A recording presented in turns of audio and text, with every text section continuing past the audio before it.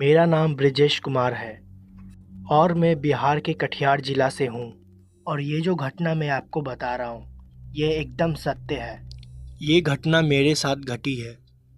आज भी जब मैं इस घटना को याद करता हूँ तो मुझे बहुत अजीब लगता है। तो चलिए शुरू करते हैं कहानी। ये घटना 2012 की है। उस टाइम मुझे डांस सीखने का और सिखाने का बहुत शौक था।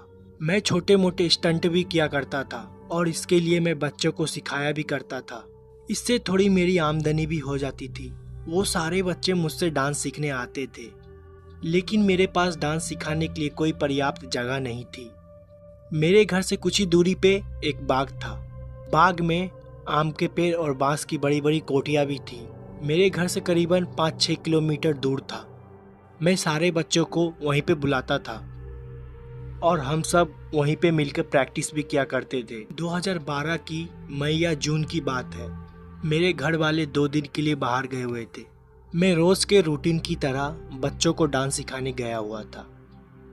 उसी बाग के कुछ ही दूरी पर मेरा एक दोस्त रहता है। उसका नाम ट्विंकल है। उसने मुझसे बोला कि आज रात तुम मेरे यहाँ पे खाना खाने आ जाओ।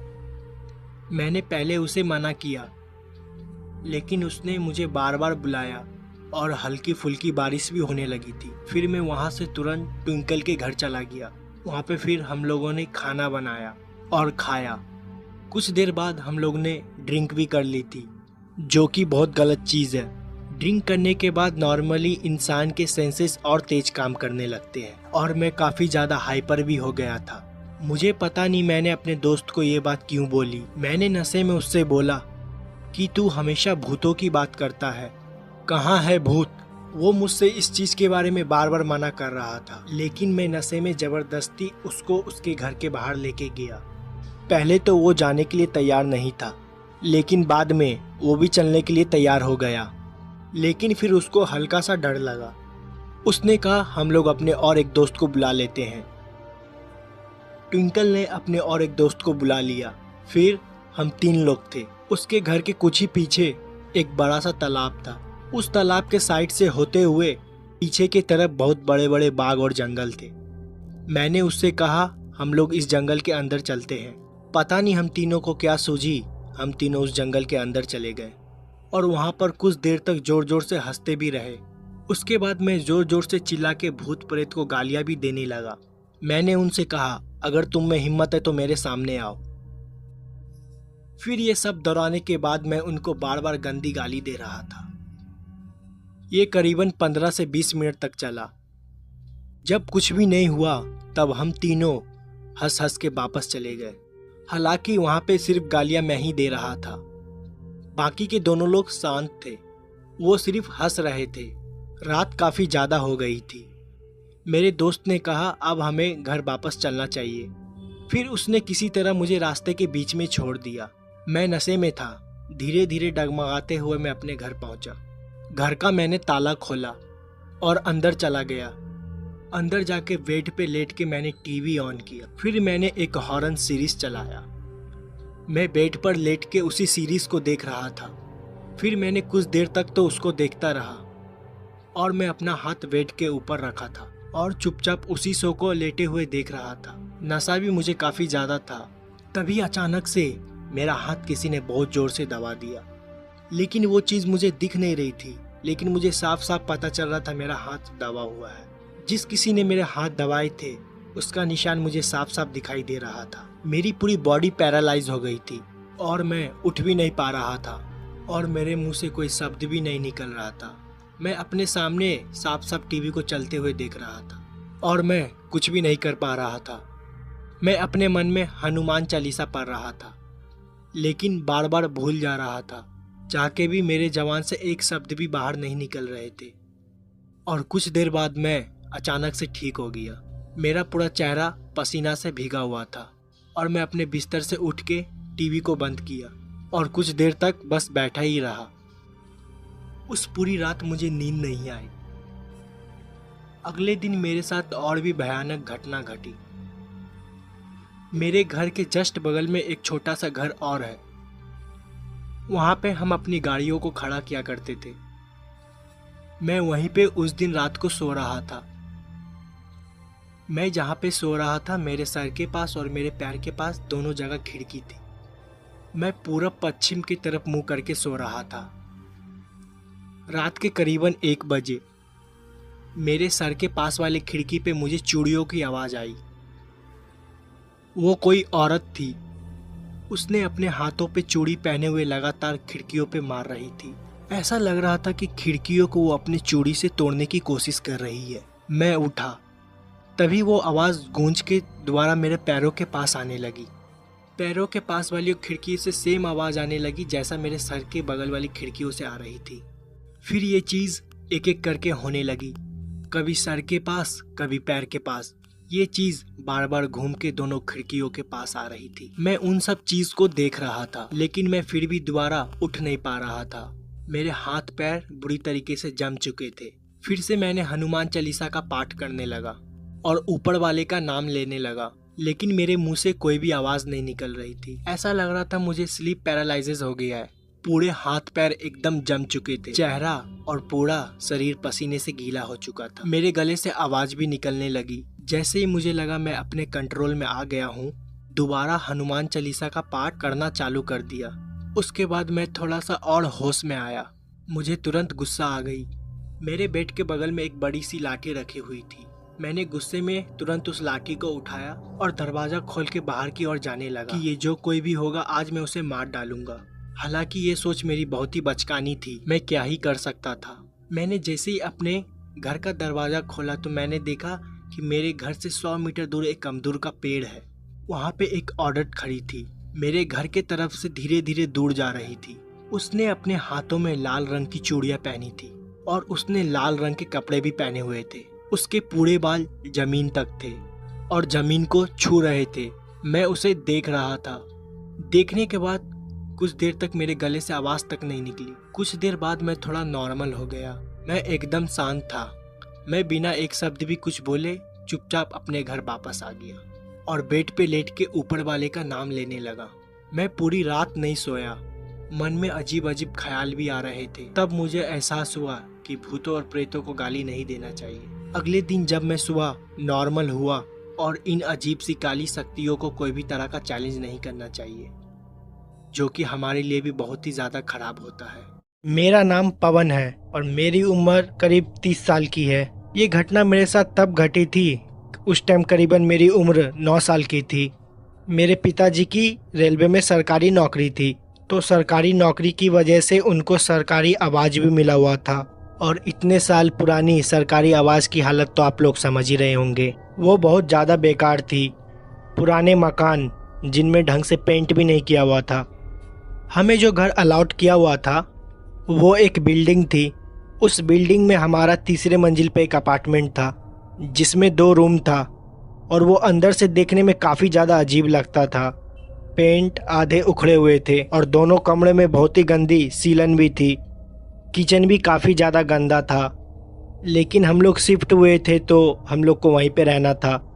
उससे पहले हम लोग रेंट पे रहते थे। मम्मी भी काफ़ी ज़्यादा खुश थी क्योंकि रेंट का पैसा बचने वाला था। अब उस पैसे को हम लोग नए मकान के लिए सेव कर सकते थे। मुझे उस घर में बहुत ही ज़्यादा अजीब लगता था। जब मैंने पहली बार उस घर को देखा था तो मुझे देखने में ही बहुत ज़्यादा बेकार लग रहा था। वो घर देखने में भूत बंगले से कम नहीं लगता था। हमने अपना सारा सामान शिफ्ट किया। मेरे परिवार में मैं, मेरी मम्मी और एक छोटा भाई था। मैं और मेरा छोटा भाई एक कमरे में रहते थे और मेरी मम्मी पापा दूसरे कमरे में। जिस कमरे में मैं और मेरा छोटा भाई रहते थे वो काफ़ी ज़्यादा छोटा था और उस कमरे से सीलन की काफ़ी ज़्यादा बदबू भी आती थी। मैंने पापा को कई बार इसके बारे में बताया भी है, तो उन्होंने मुझे बोला कि मैं इसके बारे में हाई अथॉरिटी की कंप्लेन कर दिया हूँ और वो इन सब चीज़ का मेंटेनेंस भी कर देंगे। हम लोग जब उस घर में शिफ्ट हुए, हमारे शिफ्ट होने से पहले करीबन वो 7-8 महीने से घर बंद था और उससे पहले इस मकान में जो भी रहता था उसने अचानक से अपनी नौकरी को छोड़ दिया था। मुझे इतना ही पता था। मेरे मम्मी पापा को इसके बारे में पूरी जानकारी थी। ना उन्होंने मुझे इसके बारे में कभी भी बताया और ना ही मैंने कभी उनसे पूछना ज़रूरी समझा। अब हमें इस नए घर में शिफ्ट हुए 4 महीने से ज़्यादा हो चुके थे। मेरा छोटा भाई और मैं साथ में ही सोते थे।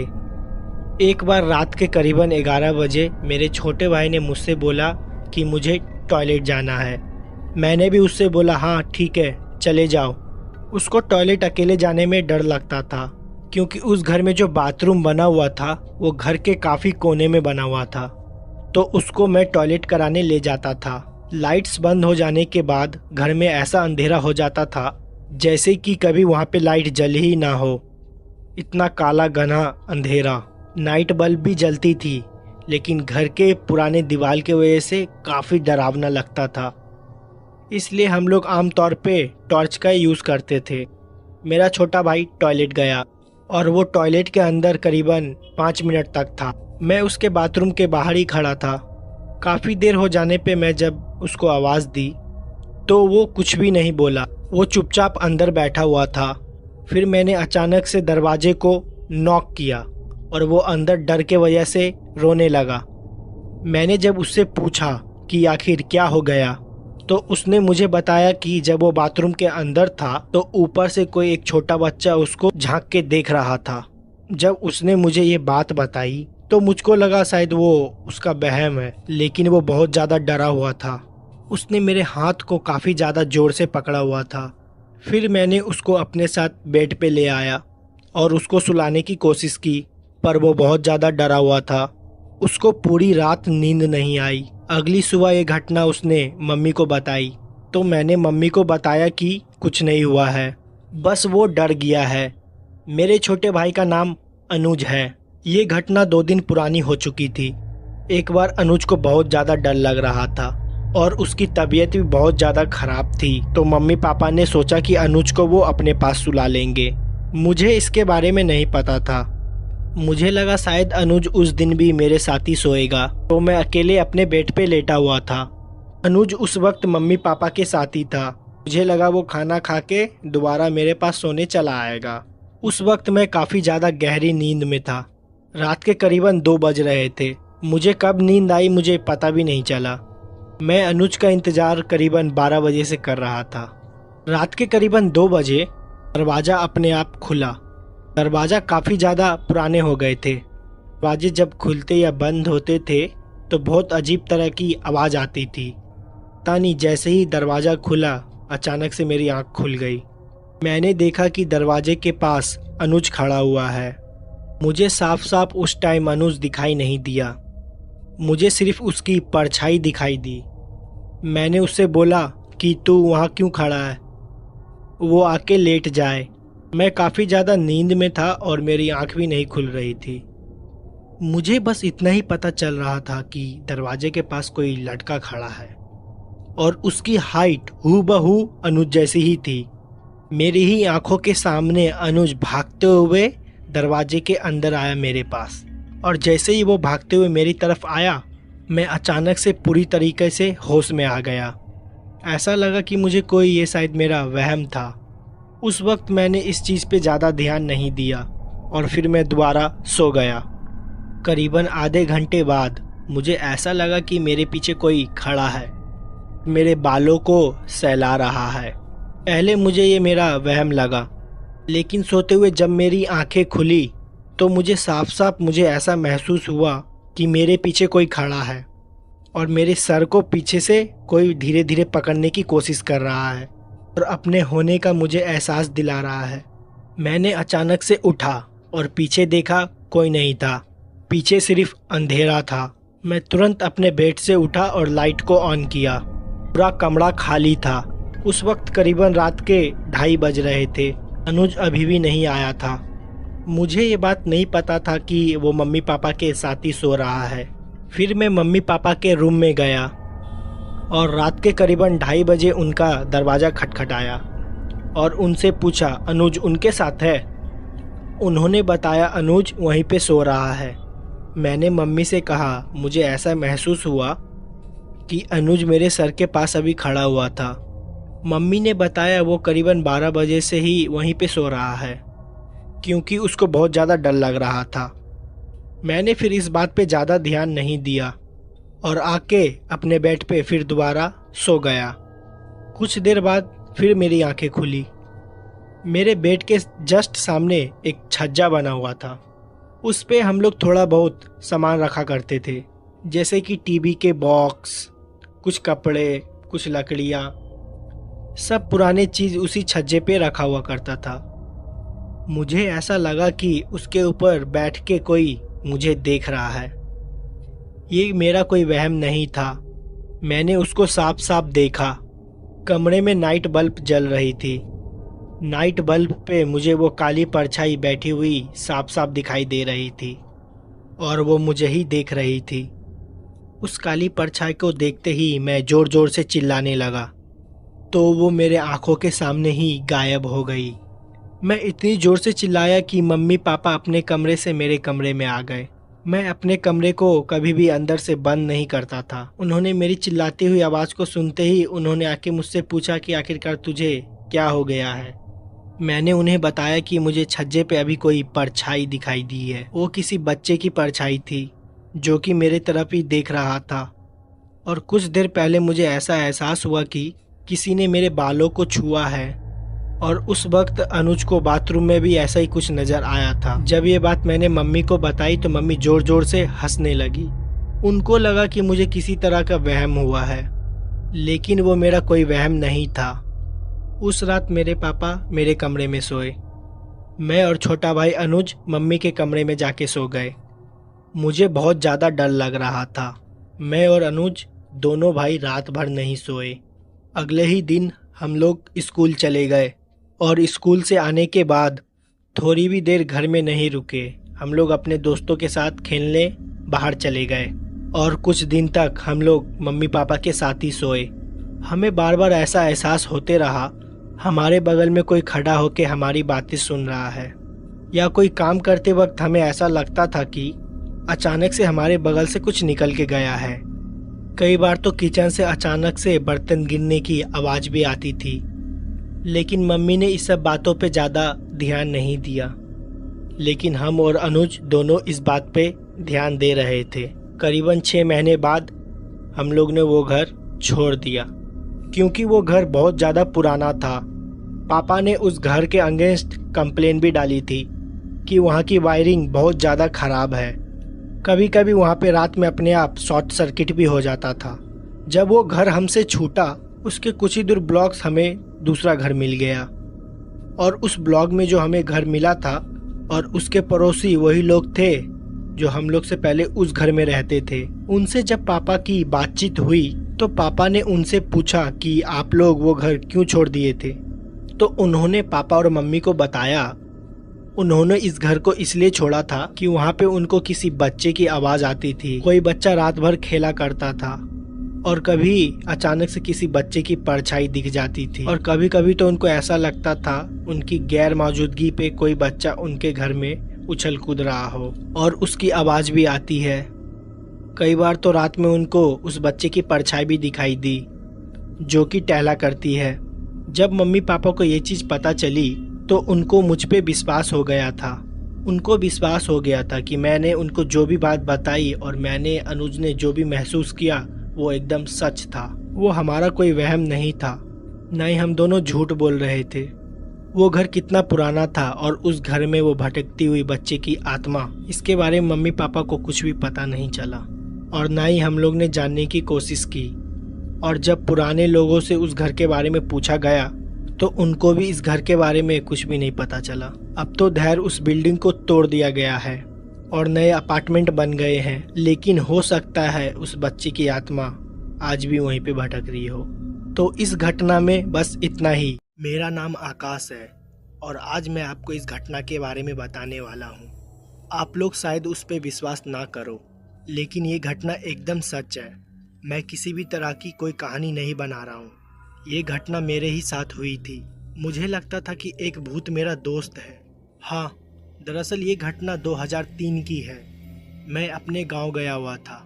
मैं काफ़ी ज़्यादा इंट्रोवर्ट था, मेरे ज़्यादा दोस्त नहीं थे और ज़्यादातर टाइम मैं अकेले ही रहता था। पतंग उड़ाने का बहुत ज़्यादा शौक़ था। अपनी गांव में जाके अपनी खेतों को वहाँ पे मैं पतंग उड़ाया करता था। और लोग भी पतंग उड़ाते थे, लेकिन मैं सबसे बातचीत थोड़ा कम करता था। आज भी मुझको वो दिन साफ साफ याद है। शाम हो रही थी, मैं पतंग उड़ा रहा था और किसी वजह से मेरी पतंग की डोर टूट गई और पतंग मेरी खेत के कुछ ही दूर आगे बगीचे में जाके गिरी। हालांकि उस बगीचे में लाशों को भी जलाया जाता था। हमारा गांव और आसपास के जितने भी गांव थे वो अपने बुजुर्गों का अंतिम संस्कार वही बाग के किनारे करते थे और ज़्यादातर जितनी भी मौतें हमारे गांव में आसपास होती थी वहीं पे सारे शवों को जलाया जाता था। हालांकि मुझको इसके बारे में पता था क्योंकि वहाँ पे बोलते काली आत्माएं काली रूह वहाँ पे घुमा करती है। वहाँ पे छोटे बच्चे और महिलाओं को जाना मना है। उस टाइम पिताजी चवन्नी या अठन्नी दिया करते थे कि वो बगीचे के बाहर गिरी हुई है। वो मुझे पैसा जल्दी नहीं देते थे, मेरे पैसे मांगने की आदत खराब ना हो जाए। तो मैंने सोचा कि वो पतंग को जाके उठा के ले आता हूँ। मैं पिताजी से दोबारा पैसा नहीं मांगूंगा। मेरे दिमाग में क्या आया, मैंने अपनी चरखी वहीं पे छोड़ दी और उसी जंगल की तरफ पतंग उठाने के लिए चला गया। जब मैं वहाँ पे पहुँचा पतंग वहाँ पे मुझे दिखी ही नहीं। मेरी पतंग जंगल के अंदर थी। हालांकि संटी और डोर जो पतंग में बंधी हुई थी साफ साफ देख सकता था कि पेड़ पे से होते हुए नीचे ज़मीन पे आके गिरी है। मैंने सोचा कि वो धागा मैं खींचूंगा तो बाहर आ जाएगी, लेकिन वो पतंग जंगल के अंदर ही थी। वो मुझे साफ साफ दिखाई दे रही थी। वो एक पेड़ के ऊपर फंसी हुई थी क्योंकि वो पेड़ काफ़ी ज़्यादा बड़ा था। मैं चाहकर भी उसको उतार नहीं सकता था और मैं उस पेड़ पे चढ़ने के लिए काफ़ी ज़्यादा छोटा। मैंने अपनी उम्मीद को वहीं पे तोड़ा। फिर मैं वापस अपने घर की ओर जाने लगा। मैं जैसे ही घूमा मुझे पीछे से आवाज़ आई कि ऐसी आवाज़ जैसे कि किसी ने मुझे इशारा किया हो। इस आवाज़ को सुनते ही मैं तुरंत पीछे घुरा। मुझे कोई भी नहीं दिखा। मुझे लगा शायद ये मेरा वहम है। मैं दोबारा घर की ओर जाने लगा। तभी वो पतंग जो बहुत ऊपर फंसी हुई थी वो देखते ही मैं एकदम चौंक गया। हालांकि पतंग हल्की फुल्की फट भी गई थी, उसका छूटना एकदम भी नामुमकिन था। वो नीचे कैसे आई, हालांकि मुझको इसके बारे में कुछ भी नहीं पता था। खैर मैंने सोचा मैं इस पतंग को जोड़ लूंगा और मैंने ज़्यादा ध्यान नहीं दिया और मैंने पतंग को उठाया और उसकी फंसी हुई रील को दोबारा खींचने लगा और लपेटने लगा। तभी मैंने देखा उस बाग के अंदर रील को हाथों में लपेटने लगा। मैंने उस रील को काफी जोर से पकड़ा हुआ था। तभी मैंने देखा उस बाग के अंधेरे तरफ से किसी और चीज ने पकड़ा हुआ और वो रील हवा में थी। ने पकड़ी हुई थी, मुझे कुछ भी समझ नहीं आ रहा था। पहले शायद लगा पेड़ की किसी टहनी में वो फंसी हुई है, तो मैं उसको खींचने की कोशिश कर रहा था। लेकिन ताजुब तो तब मुझे हुआ जब उस रील को अंधेरे से भी कोई खींचने लगा। मैं काफी डर गया था। मैंने उस रील को वहीं पे छोड़ दिया, लेकिन वो रील उस पतंग में ही फंसी हुई थी और पतंग को दोबारा लेके भागने लगा। अंदर से दोबारा किसी ने पतंग को खींच लिया। उस पतंग को उठाने के लिए जैसे मैं दोबारा उस जंगल की तरफ भागा, मुझे अंदर से एक आवाज आई कि जंगल के अंदर आओ, मैं कुछ दिखाता हूँ। और वो आवाज एक बच्चे की थी। मैं उस आवाज को साफ साफ सुन सकता था और ये मेरा कोई भी वहम नहीं था। उस आवाज को सुनने के बाद मैं एकदम चौंक सा गया। मैं काफी ज्यादा डर गया था। जंगल के अंदर मुझे काली परछाई भी दिखाई दे रही थी जो कि एक बच्चे की थी। उसकी हाइट और मेरी हाइट लगभग सेम ही थी। मैं काफी ज्यादा डरा हुआ था। मैं अंदर नहीं गया और वापस घर की तरफ भाग के चला गया।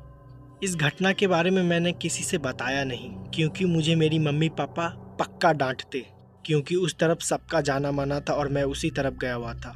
अगले दिन दोबारा मैं उसी जगह पे था।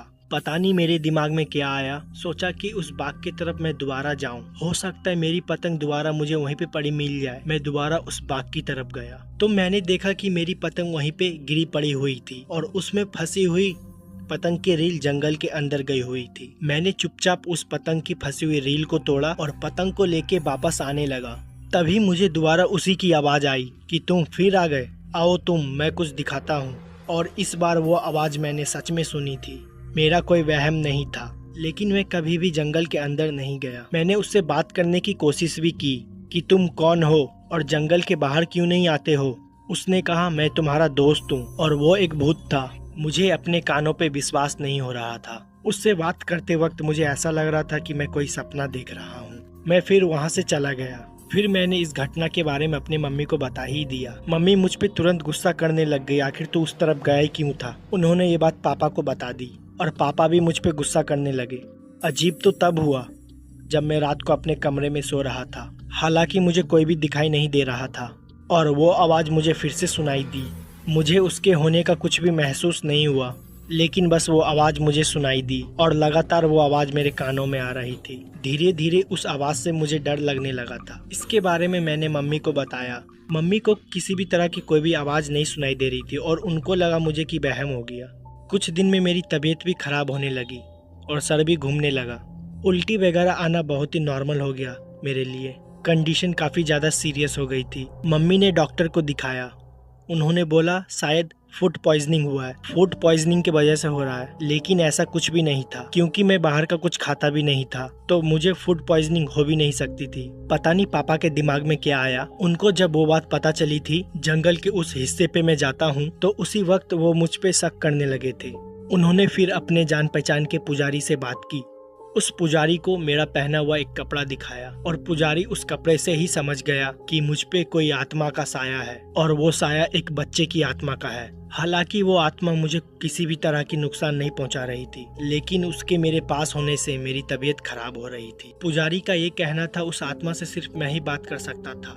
काफी अजीब सी घटना थी ये, लेकिन ये मेरे साथ ही घटी। फिर किसी तरह उस पुजारी ने कोई ताबीज बनाई, वो मुझे पहना दी। हालांकि मम्मी इस ताबीज वगैरह किसी भी बात पे विश्वास नहीं करती थी। उनको सिर्फ पूजा पाठ से ही मतलब था, क्योंकि उनको ताबीज वगैरह एक काला जादू लगता था। वो पूजा वगैरह भी बहुत किया करती थी। खैर, एक हफ्ते बाद मेरी तबीयत दोबारा ठीक होने लगी और वो जो आवाज मुझे सुनाई देती थी वो भी सुनाई देना बंद हो गई। मुझे उस दिन से उस जंगल के हिस्से में जाने के लिए एकदम मना कर दिया गया कि मुझे कैसा लगता था। ये घटना धीरे धीरे पूरे गांव में भी फैल गई। लोग इस चीज के बारे में मेरे से पूछते भी थे, आखिर वो चीज दिखती कैसी थी। मैंने इसके बारे में कभी भी किसी को कुछ ज्यादा बताया ही नहीं, क्योंकि मुझको इसके बारे में बात करना बिल्कुल भी अच्छा नहीं लगता है। क्योंकि मैंने सुना है इन सब चीज के बारे में बात करो तो ये दोबारा तुम्हारे तरफ अट्रैक्ट होने लगती है। इस घटना के करीब 3 या 4 साल बाद मैंने घर छोड़ दिया और बाकी की पढ़ाई वहीं से कंटिन्यू की। फिर मैं अपने नानी के वहाँ चला गया था और फिर ऐसी घटना कोई भी मेरे साथ नहीं घटी। मेरा नाम आदिल है। ये घटना 2012 की है। काफी अजीब घटना थी ये। 2012 में मेरे पास कोई भी मोटरसाइकिल नहीं थी। मेरी अब्बू की तबीयत बहुत ज्यादा खराब थी और नानी की भी तबीयत खराब थी। अम्मी को नानी के पास जाना था। अब्बू साइकिल चला नहीं सकते थे, इसलिए उन्होंने अपनी जगह मुझे भेजा था। मैं जैसे तैसे मम्मी को नानी के वहाँ पे छोड़ के वापस आ रहा था। इतनी भी शाम नहीं हुई थी कि मुझको रास्ता ना दिखाई दे या मुझे टॉर्च की जरूरत पड़े। मैं अपने घर वापस लौट रहा था। जिस रोड से मैं अपने घर को वापस जा रहा था, उसी के बगल से कच्ची रोड भी गई हुई थी। हमारा खेत बाकी लोग से एकदम अलग था। वहाँ पे हमारे खेत थे और अलग पीछे था। मेन रोड से मुझे मेरे खेत में जाने के लिए 500 मीटर एक्स्ट्रा चलना पड़ता है। पता नहीं मेरे दिमाग में क्या आया, मैं अपने खेत को देखने के लिए चला गया। मैंने सोचा कि मैं एक राउंड मार दूं। आमतौर पर रात को वहाँ पे जानवर आके फसलों को खराब कर दिया करते थे, इसलिए मैंने सोचा कि सारे फसलों को एक बार मैं दोबारा जाके देख लूं। अंधेरा ज्यादा नहीं हुआ था, लेकिन मैं जब रोड से लेके खेत तक गया, सूरज हल्का फुल्का डूब चुका था। मैं अपनी खेत को साफ साफ देख सकता था और वहाँ पे सारी फसलें ठीक ठाक बोई हुई थी। मेरे खेत के एकदम पीछे साइड में तभी मैंने ध्यान दिया, काली परछाई है, वो झुकी हुई थी और झुक झुक के धीरे धीरे आगे बढ़ रही थी। उस परछाई को देख के मुझे साफ साफ पता चल रहा था कि वो कोई जानवर की परछाई है। यहाँ पर मैं खड़ा हुआ था, वहीं पे मैंने अपने साइकिल खड़ी की और जोर जोर से चिल्लाने लगा, लेकिन वो वहीं पे टहल रहा था। मुझे लगा ये फसलों को खराब कर देगा। आमतौर पर जानवर आवाज सुनकर भाग जाते हैं और मैंने अपने साइकिल को वहीं पे खड़ी की और परछाई के पास जाने लगा। मैंने सोचा अगर वो जानवर बड़ा होगा तो मैं उसे मार के भगा दूंगा, क्योंकि वो फसलों को खराब कर रहा था। उस टाइम मैंने अपने हाथ में एक भारी सी ईंट पकड़ रखी थी। मैं अकेला था पर कोई भी नहीं था। मैं खेत के एकदम पीछे साइड में गया तो परछाई वहीं पे खड़ी हो गई। जब मैं उस परछाई के पास वहाँ पहुँचा और मैं साफ साफ उसे देख सकता था। जब वो परछाई रुकी, उसकी और मेरी करीबन दूरी 10 मीटर की थी। कुछ अजीब सी ही परछाई थी, वो कोई जानवर नहीं था। फिर मेरे आंखों के सामने परछाई 2 गुना बड़ी हो गई। पहले तो वो झुक के चल रही थी, मैं उसके आर पार भी देख सकता था। वो एक काली बड़ी परछाई थी। वो परछाई धीरे धीरे मेरे तरफ आने लगी। मैं कुछ कर भी नहीं पा रहा था। मैंने सोचा मेरे हाथों में जो ईंट में पकड़ा हुआ हूँ उसके तरफ फेंक दूं, लेकिन मेरे हाथ पैर भी काम नहीं कर रहे थे। ऐसा लग रहा था कि मेरे हाथ पैर बुरी तरह से जम गए हैं। वो परछाई धीरे धीरे मेरे पास आ रही थी। मुझे समझ नहीं आ रहा था ये मुझे क्या हुआ। मेरे गले से आवाज़ तक नहीं निकल रही थी। वहाँ से भागना चाह रहा था, लेकिन मैं भाग भी नहीं पा रहा था। फिर कुछ देर बाद मेरे पैरों में जैसे कि जान आ गई हो। मैं दोबारा अपनी साइकिल की तरफ भागा। साफ साफ उस चीज़ को महसूस कर सकता था कि परछाई भी मेरे पीछे ही भाग रही है। जैसे तैसे अपनी साइकिल के पास पहुंचा। मैंने अपने साइकिल को पकड़ने की कोशिश की। जैसे अपनी साइकिल पकड़ी, मेरी साइकिल हवा में उड़ गई। साइकिल हवा में 1 मीटर दूर पीछे जाके गिर गई। लग रहा था मेरी साइकिल को किसी ने उठा के जोर से फेंक दिया हो, लेकिन वहाँ पर मुझे कोई भी नज़र नहीं आ रहा था। इतना ज़्यादा डर गया था कि मैंने अपनी साइकिल को वहीं पे छोड़ दिया, रोड की तरफ चिल्लाते हुए भागने लगा।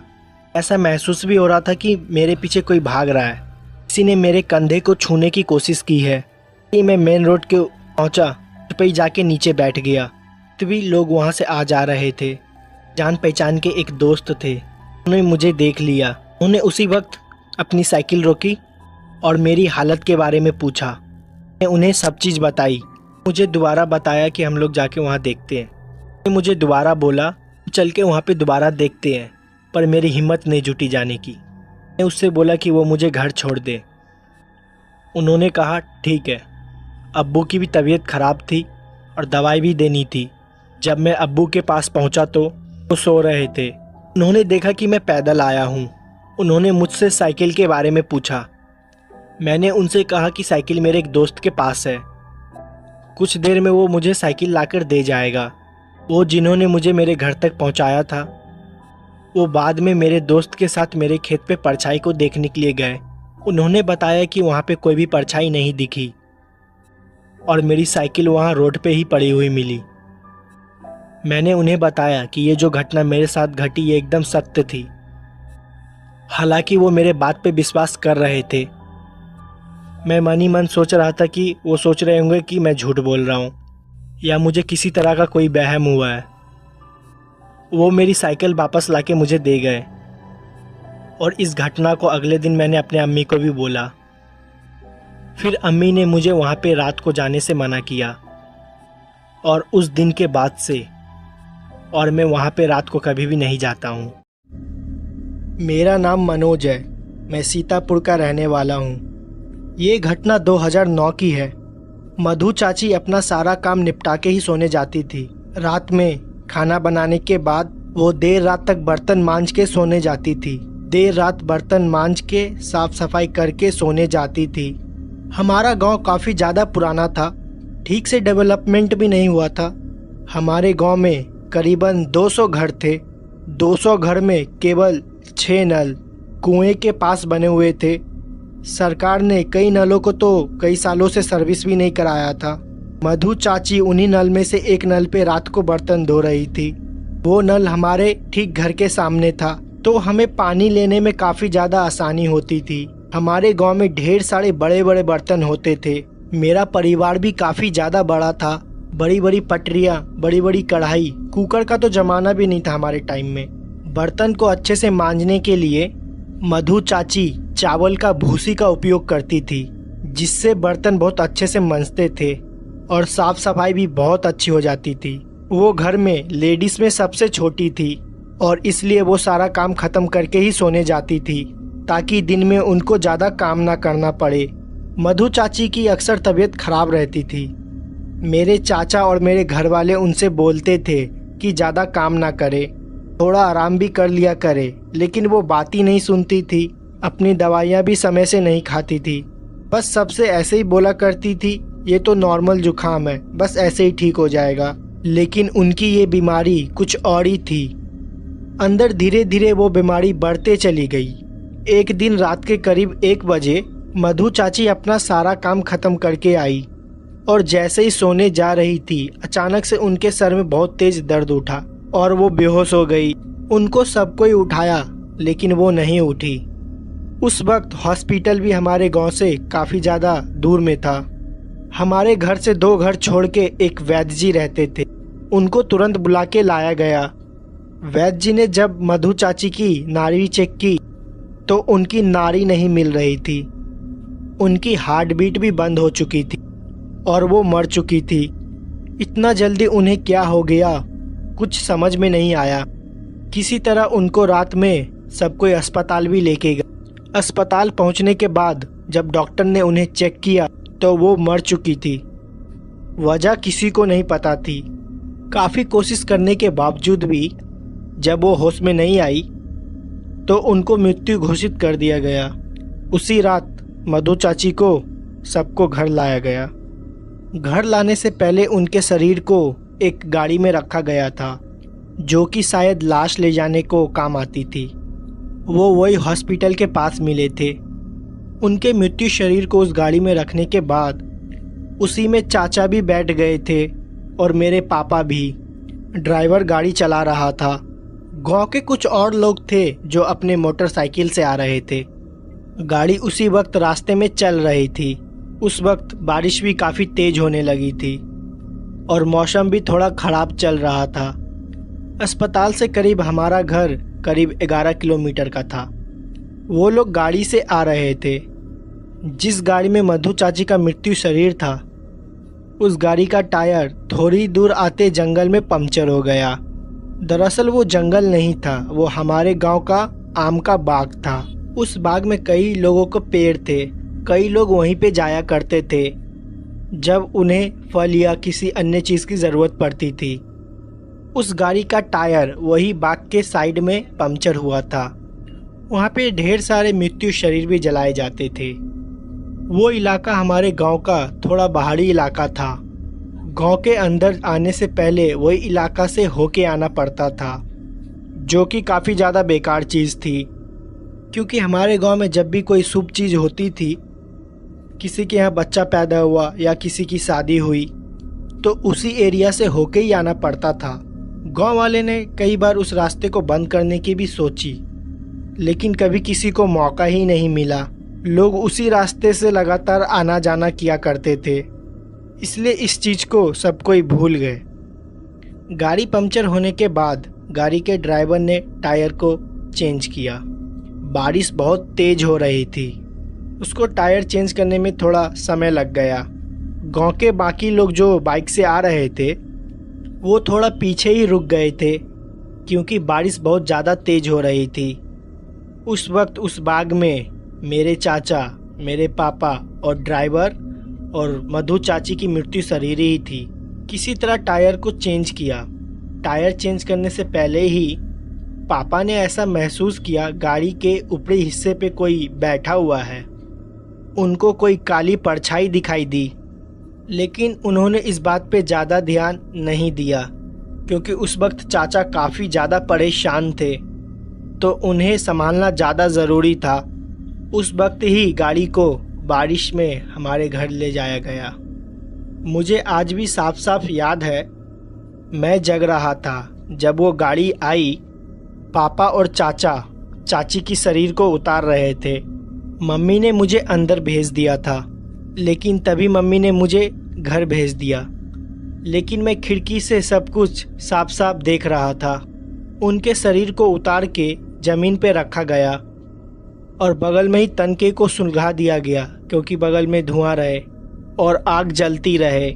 कहते हैं मृत्यु शरीर के पास हमेशा आग जलती रहना चाहिए और लोहे का भी सामान कुछ रखा रहना चाहिए, नहीं तो नकारात्मक आत्माएं शरीर के अंदर प्रवेश करने की कोशिश करती है।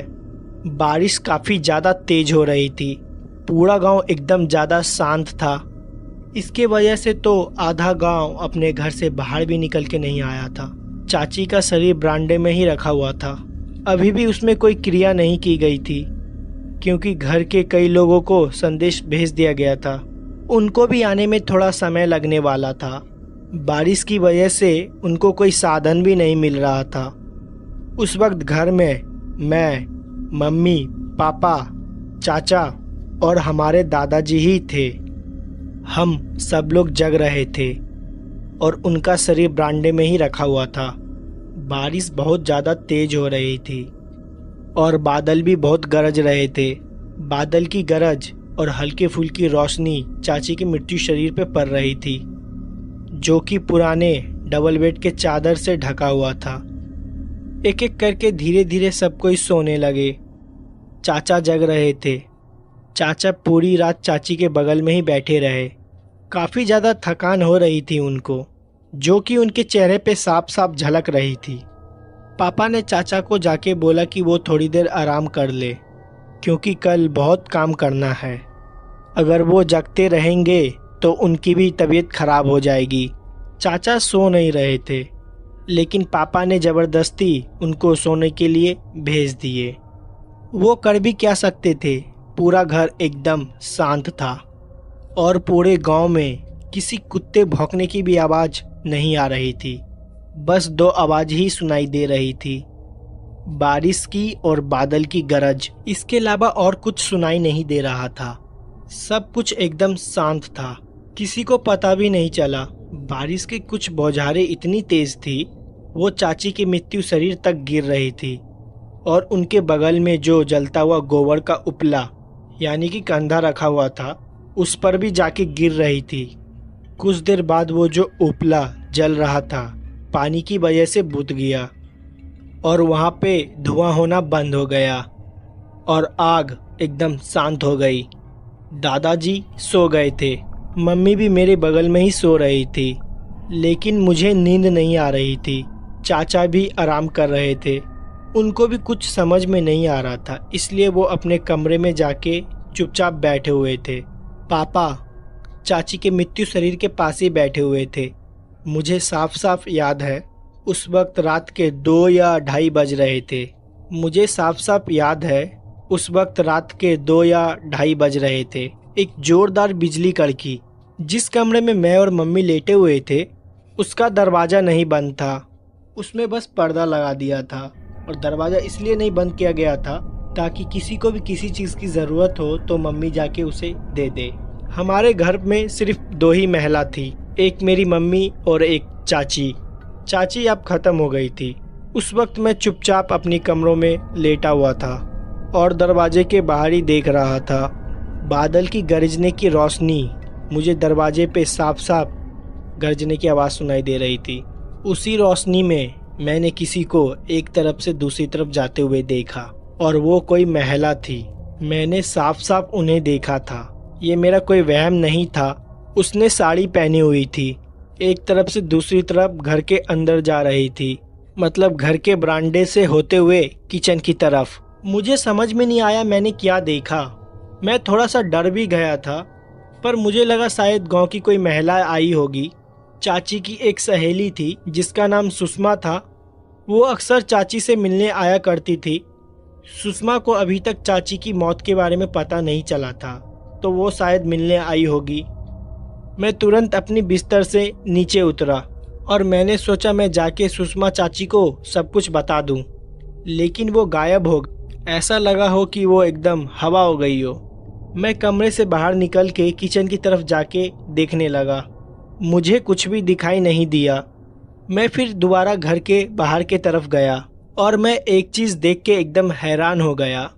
मेरी चाची का मृत्यु शरीर वहाँ पे नहीं था और जिस चादर से उन्हें ढक रखा था वो नीचे की तरफ पड़ा हुआ था। जिस तसले में गोबर के उपले जल रहे थे उसमें पानी भरा हुआ था और मेरे पिताजी वहीं पे बगल में कुर्सी पे बैठे हुए सो गए थे। दादाजी अपने कमरे में सो रहे थे और मम्मी भी अपने कमरे में सो रही थी और चाचा जी ने अपने कमरे के दरवाजे को अंदर से बंद किया हुआ था। उस वक्त पूरे घर में मैं ही जग रहा था। हमारे घर में छत की ओर जाने के लिए एक सीढ़ियाँ हैं। वो सीढ़ियाँ चारों तरफ मोटी मोटी दीवारों से घिरी हुई है। उसमें ज़्यादा रोशनी भी नहीं जाती है, लाइट भी नहीं थी, अंधेरा भी काफ़ी ज़्यादा था। छत पे जाने के लिए जब मैं उन सीढ़ियों से गुजरता हूँ तो ऐसा लगता है कि कोई अंधेरे कमरे से गुजर रहा हूँ। मुझे छत के ऊपर से छत की दरवाज़ा खुलने की आवाज़ आई। हमारे यहाँ का किचन का एरिया जहाँ पे सब कोई ज़मीन पे बैठ के खाते हैं, उसके ऊपर कोई भी छत नहीं है। वहाँ से डायरेक्ट आसमान से पानी चबूतरे पे ही गिरता है। मैं अपने आप को उन पानी को बूंदों से बचाते हुए सीढ़ियों की तरफ गया। मैंने सोचा कि मैं सीढ़ियों की तरफ जाऊं। जैसे ही 2 सीढ़ियाँ चढ़ के अंधेरे के तरफ घूमा, मुझे ऐसा महसूस हुआ कि उन सीढ़ियों पे कोई बैठा हुआ है। मुझे अंधेरे में साफ साफ दिखाई दे रहा था कि कोई अंधेरे में है। सीढ़ियों के ऊपर का दरवाज़ा खुला हुआ था, उनसे मुझे चमकती हुई परछाई से मुझे साफ साफ दिखाई दे रहा था। वो कोई औरत थी। मैं समझ गया था वो कोई और नहीं, चाची ही है। क्योंकि उनका शरीर वहाँ पे नहीं था। मैं बहुत ज़्यादा डर गया था। मैं उन्हें देखते ही ज़ोर ज़ोर से चिल्लाने लगा। वो बहुत ज़्यादा अजीब लग रही थी। मेरी ही आंखों के सामने सीढ़ियों पे बैठ के मुझे घूर रही थी और पीछे चमकती हुई बिजली मुझे आज तक याद है। उनको देखते ही मैं ज़ोर ज़ोर से चिल्लाने लगा और सीढ़ियों से नीचे उतर आया। मैं किचन के सामने उसी चबूतरों से भागते हुए जा रहा था जहाँ पर पूरा पानी चबूतरे के ऊपर पड़ा हुआ था। मैं वहाँ पे फिसल गया और जाके सीधा चाचा के कमरे से लड़ा। मेरी चिल्लाने की आवाज़ सुनकर पापा सीधा उठ गए और मम्मी भी उठ गई। चाचा भी अपने कमरे से तुरंत बाहर आए। उन्होंने देखा मैं ज़मीन पे गिरा हुआ हूँ। पापा का जैसे ही आँख खुला, पापा ने देखा चाची का शरीर वहाँ पे नहीं है। वो सब लोग भागते हुए मेरे पास आए तो मैंने उन्हें बताया कि चाची ऊपर सीढ़ियों के पास बैठी हुई है। मैं जैसे ही सबको ये बात बताई, सब एकदम हैरान हो गए। पापा और चाचा तुरंत सीढ़ियों की तरफ भागते हुए गए। उन्हें वहाँ पे कोई भी नहीं दिखा, लेकिन सीढ़ियों के ऊपर का दरवाज़ा एकदम खुला हुआ था। दोनों लोग छत पे गए और वो देख के हैरान हो गए। चाची का शरीर छत के बीच में ही पड़ा हुआ था, बारिश में भीग रहा था और उनके पूरे कपड़े खुले हुए थे। ऐसा लग रहा था कोई उनके शरीर में घुस के ये सब हरकत कर रहा है। बाल पूरे बिखरे हुए थे, मुंह खुला हुआ था और आंखें एकदम पत्थर की हो गई थी और पलट गई थी। उस दृश्य को देख के पापा और चाचा बहुत ज़्यादा डर गए थे। उनकी हिम्मत नहीं हो रही थी कि वो लोग शरीर के पास जाए, लेकिन किसी तरह ऊपर का नाम लेते हुए वो लोग चाची के शरीर के पास गए। उन्होंने चाची का शरीर को हिलाने की कोशिश की। चाचा को लग रहा था शायद वो अभी भी जिंदा है और उठकर खड़ी हो जाएगी, लेकिन ऐसा कुछ भी नहीं हुआ। फिर चाचा और पापा उनके शरीर को उठाकर उसी जगह पर लेके आए और दोबारा आग जलाई। फिर वहीं पे सब लोग बैठे हुए थे। मम्मी ने मुझे दोबारा कमरे के अंदर भेज दिया, लेकिन मैं कमरे के अंदर नहीं रुक रहा था, इसलिए मैं दादाजी के पास जाकर सो गया। कुछ देर बाद बारिश भी बंद हो गई और सुबह के 4 बज गए थे। गांव में सब कोई जल्दी उठ जाते हैं और धीरे धीरे पूरे गांव को पता चल गया कि चाची अब नहीं रही है। घर के सामने भीड़ लगना चालू हो गई। फिर चाची का अंतिम क्रियाक्रम भी किया गया और रात को जो ये घटना हम लोग के साथ घटी थी, इसको लेके चाचा और पापा ने किसी को कुछ नहीं बताया। वापस आके दोबारा रात को उसी तरह हम लोग सब एक साथ बैठे हुए थे और आपस में बात कर रहे थे जो भी कल हम लोग के साथ घटा वो आखिर हुआ क्यों, और आगे ऐसी कोई अजीब सी घटना ना घटे इसका उपाय भी ढूंढने लगे। पापा ने सबको ये बताया उस रात जब जंगल में गाड़ी खराब हो गई थी तो उनको एक अजीब सी परछाई भी गाड़ी के ऊपर नजर आई थी। हो सकता है कि वो कोई आत्मा हो या कोई भूत प्रेत हो, जो कि हो सकता है कि चाची के मृत्यु शरीर के अंदर घुस गया हो और उसने अपनी जगह बना ली हो। सब लोग ने यही अनुमान लगाया था कि उस रास्ते से हम लोग को कोई भी मृत्यु शरीर लेके नहीं आना चाहिए था, और वही हुआ भी जिसका डर था। खैर, फिर चाची के शरीर को वहीं पे जलाया गया जहाँ पर वो गाड़ी खराब हुई थी। हो सकता है वो आत्मा वहीं पे चाची के शरीर से बाहर निकल के चली गई हो। 13 दिन के बाद घर में पूजा पाठ हुई और पूरे घर को दोबारा शुद्ध किया गया। ऐसी फिर कोई भी घटना हमारे घर में दोबारा नहीं घटी, लेकिन उस दिन से दोबारा मुझे अपने ही घर में डर लगने लगा।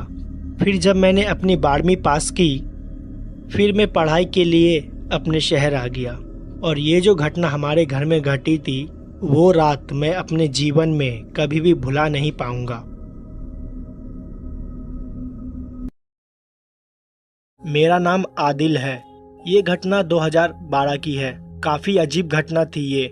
2012 में मेरे पास कोई भी मोटरसाइकिल नहीं थी। मेरी अब्बू की तबीयत बहुत ज़्यादा खराब थी और नानी की भी तबीयत खराब थी। अम्मी को नानी के पास जाना था। अब्बू साइकिल चला नहीं सकते थे, इसलिए उन्होंने अपनी जगह मुझे भेजा था। मैं जैसे तैसे मम्मी को नानी के वहाँ पे छोड़ के वापस आ रहा था। इतनी भी शाम नहीं हुई थी कि मुझको रास्ता ना दिखाई दे या मुझे टॉर्च की जरूरत पड़े। मैं अपने घर वापस लौट रहा था। जिस रोड से मैं अपने घर को वापस जा रहा था, उसी के बगल से एक कच्ची रोड भी गई हुई थी। हमारा खेत बाकी लोग से एकदम अलग था। वहाँ पे हमारे खेत थे और अलग पीछे था। मेन रोड से मुझे मेरे खेत में जाने के लिए 500 मीटर एक्स्ट्रा चलना पड़ता है। पता नहीं मेरे दिमाग में क्या आया, मैं अपने खेत को देखने के लिए चला गया। मैंने सोचा कि मैं एक राउंड मार दूं। आमतौर पर रात को वहाँ पे जानवर आके फसलों को खराब कर दिया करते थे, इसलिए मैंने सोचा कि सारे फसलों को एक बार मैं दोबारा जाके देख लूं। अंधेरा ज्यादा नहीं हुआ था, लेकिन मैं जब रोड से लेके खेत तक गया, सूरज हल्का फुल्का डूब चुका था। मैं अपनी खेत को साफ साफ देख सकता था और वहाँ पे सारी फसलें ठीक ठाक बोई हुई थी। मेरे खेत के एकदम पीछे साइड में तभी मैंने ध्यान दिया, एक काली परछाई है, वो झुकी हुई थी और झुक झुक के धीरे धीरे आगे बढ़ रही थी। उस परछाई को देख के मुझे साफ साफ पता चल रहा था कि वो कोई जानवर की परछाई है। यहाँ पर मैं खड़ा हुआ था, वहीं पे मैंने अपने साइकिल खड़ी की और जोर जोर से चिल्लाने लगा, लेकिन वो वहीं पे टहल रहा था। मुझे लगा ये फसलों को खराब कर देगा। आमतौर पर जानवर आवाज़ सुनकर भाग जाते हैं और मैंने अपने साइकिल को वहीं पे खड़ी की और परछाई के पास जाने लगा। मैंने सोचा अगर वो जानवर बड़ा होगा तो मैं उसे मार के भगा दूंगा, क्योंकि वो फसलों को खराब कर रहा था। उस टाइम मैंने अपने हाथ में एक भारी सी ईंट पकड़ रखी थी। मैं अकेला था पर कोई भी नहीं था। मैं खेत के एकदम पीछे साइड में गया तो परछाई वहीं पे खड़ी हो गई। जब मैं उस परछाई के पास वहाँ पहुँचा और मैं साफ साफ उसे देख सकता था। जब वो परछाई रुकी, उसकी और मेरी करीबन दूरी 10 मीटर की थी। कुछ अजीब सी ही परछाई थी, वो कोई जानवर नहीं था। फिर मेरे आंखों के सामने परछाई 2 गुना बड़ी हो गई। पहले तो वो झुक के चल रही थी, मैं उसके आर पार भी देख सकता था। वो एक काली बड़ी परछाई थी। वो परछाई धीरे धीरे मेरे तरफ आने लगी। मैं कुछ कर भी नहीं पा रहा था। मैंने सोचा मेरे हाथों में जो ईंट में पकड़ा हुआ हूँ उसके तरफ फेंक दूं, लेकिन मेरे हाथ पैर भी काम नहीं कर रहे थे। ऐसा लग रहा था कि मेरे हाथ पैर बुरी तरह से जम गए हैं। वो परछाई धीरे धीरे मेरे पास आ रही थी। मुझे समझ नहीं आ रहा था ये मुझे क्या हुआ। मेरे गले से आवाज़ तक नहीं निकल रही थी। वहाँ से भागना चाह रहा था, लेकिन मैं भाग भी नहीं पा रहा था। फिर कुछ देर बाद मेरे पैरों में जैसे कि जान आ गई हो। मैं दोबारा अपनी साइकिल की तरफ भागा। साफ साफ उस चीज़ को महसूस कर सकता था कि परछाई भी मेरे पीछे ही भाग रही है। जैसे तैसे अपनी साइकिल के पास पहुंचा। मैंने अपने साइकिल को पकड़ने की कोशिश की। जैसे अपनी साइकिल पकड़ी, मेरी साइकिल हवा में उड़ गई। साइकिल हवा में 1 मीटर दूर पीछे जाके गिर गई। लग रहा था मेरी साइकिल को किसी ने उठा के जोर से फेंक दिया हो, लेकिन वहाँ पर मुझे कोई भी नज़र नहीं आ रहा था। इतना ज़्यादा डर गया था कि मैंने अपनी साइकिल को वहीं पे छोड़ दिया, रोड की तरफ चिल्लाते हुए भागने लगा। ऐसा महसूस भी हो रहा था कि मेरे पीछे कोई भाग रहा है। किसी ने मेरे कंधे को छूने की कोशिश की है। मैं मेन रोड के पहुंचा, पे जाके नीचे बैठ गया। तभी लोग वहां से आ जा रहे थे। जान पहचान के एक दोस्त थे, उन्होंने मुझे देख लिया। उन्होंने उसी वक्त अपनी साइकिल रोकी और मेरी हालत के बारे में पूछा। मैं उन्हें सब चीज़ बताई। मुझे दोबारा बताया कि हम लोग जाके वहाँ देखते हैं। मुझे दोबारा बोला चल के वहाँ पे दोबारा देखते हैं, पर मेरी हिम्मत नहीं जुटी जाने की। मैं उससे बोला कि वो मुझे घर छोड़ दे। उन्होंने कहा ठीक है। अब्बू की भी तबीयत ख़राब थी और दवाई भी देनी थी। जब मैं अब्बू के पास पहुंचा तो वो सो रहे थे। उन्होंने देखा कि मैं पैदल आया हूं। उन्होंने मुझसे साइकिल के बारे में पूछा। मैंने उनसे कहा कि साइकिल मेरे एक दोस्त के पास है, कुछ देर में वो मुझे साइकिल लाकर दे जाएगा। वो जिन्होंने मुझे मेरे घर तक पहुंचाया था, वो बाद में मेरे दोस्त के साथ मेरे खेत पे परछाई को देखने के लिए गए। उन्होंने बताया कि वहाँ पे कोई भी परछाई नहीं दिखी और मेरी साइकिल वहाँ रोड पे ही पड़ी हुई मिली। मैंने उन्हें बताया कि ये जो घटना मेरे साथ घटी ये एकदम सत्य थी। हालांकि वो मेरे बात पे विश्वास कर रहे थे। मैं मन ही मन सोच रहा था कि वो सोच रहे होंगे कि मैं झूठ बोल रहा हूँ या मुझे किसी तरह का कोई वहम हुआ है। वो मेरी साइकिल वापस लाके मुझे दे गए और इस घटना को अगले दिन मैंने अपने अम्मी को भी बोला। फिर अम्मी ने मुझे वहाँ पे रात को जाने से मना किया और उस दिन के बाद से और मैं वहाँ पे रात को कभी भी नहीं जाता हूँ।